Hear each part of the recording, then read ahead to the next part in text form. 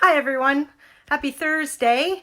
It's almost 7 o'clock and we're going to read our Curious George story tonight. So that means tomorrow I'll be reading the story about the subway mouse. So it's kind of a rainy day out today, and I hope that means that you took advantage of the toilet paper roll challenge.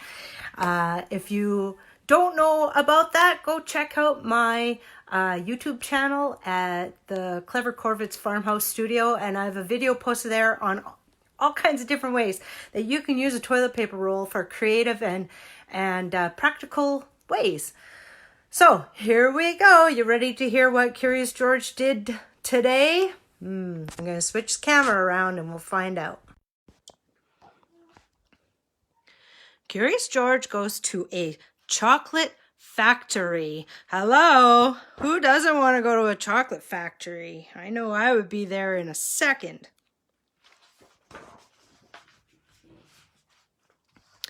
This is George.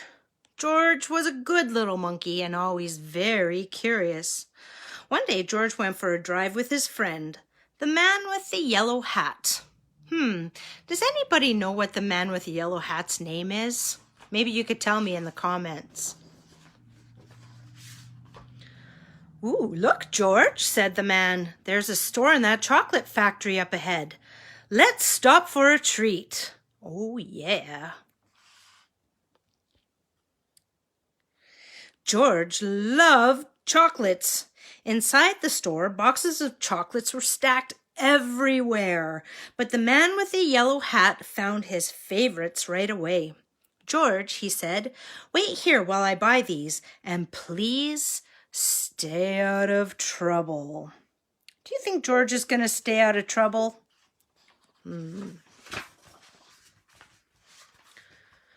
George looked around the store. He saw chocolate-covered cherries and fudge-flavored lollipops. A chocolate bunny caught his eye. Oh, especially with Easter coming. Lots of chocolate bunnies. Then something else caught his eye. What were all those people looking at? George was curious. What do you think they see in that window there? He climbed up to get a better look. Through the window, he saw lots of trays filled with little brown dots. What were all those little brown dots? George was curious. He found a door that led to the other side of the window. Uh-oh. Is he listening to the man with the yellow hat? Not very well, is he? The little brown dots were chocolates, of course. A tour guide was showing a group of people how to tell what was inside the chocolates by looking at the swirls on top. Have you ever had chocolates like that? At Christmas time, you can get a box of chocolates that have different shapes and patterns, and they have all kinds of different flavors inside. And that's what these are too. Fun. Here they are. This little swirl means fudge. This one says the caramel is inside. This wiggle is for marshmallow. This is a squiggle for a truffle. This one is for nougat. See how it has an N? This sideways swirl is for orange fluff. Who likes orange fluff? And this one is for George's favorite banana cream, because he's a monkey. George followed the tour group until they came to a balcony overlooking a room where the chocolates were made. Down below, busy workers picked the candy off the machines and put them in boxes. Wow, I never knew chocolates were made that way, did you?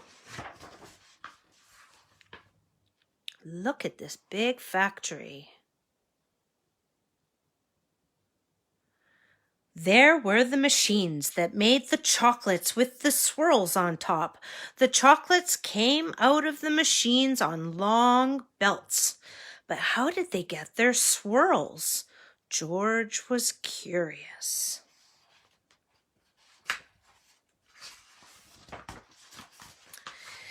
Uh-oh. He climbed down from the balcony and up onto the machines. Do you see what happened here? Let's take a look at this a little bit closer. This button says slow. This one says medium. This one says fast. And this one says extra fast. And look at what his foot did.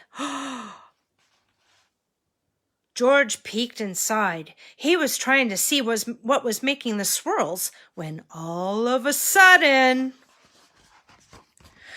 the chocolates began coming out faster and faster. They sped by him so quickly, they seemed to be running on legs of their own. I'm really glad chocolate doesn't have its own legs. Quick!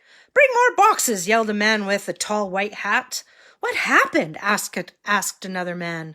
Nobody answered. Nobody knew what had happened, and everyone was so busy that no one noticed George. There he is. Oh, George. The workers began to fall behind, and the candy began to fall off the end of the belt. Save the chocolates, yelled the man with the tall white hat. Meanwhile, George saw one of his favorites whiz by. Do you remember what kind was his favorites? He tried to catch the banana cream chocolate, but it was too fast. He chased it to the end of the belt. At the end of the belt, a pile of chocolates were growing taller and taller. George had never seen so many chocolates. As he searched for the banana cream, he put the others in empty boxes. George was a fast worker. Somebody noticed and yelled, "Bring that monkey more boxes! He's helping us catch up!" Not all of the chocolates made it into the box, but no more chocolates fell on the floor. Uh-oh. He's eating the chocolates too. I think I would too.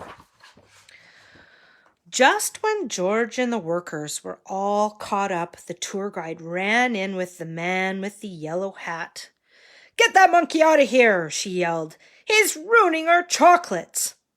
"But this little monkey saved the chocolates," explained the workers. Then the man with the tall white hat said to George, "You may have caused us some trouble, but you were a speedy little monkey.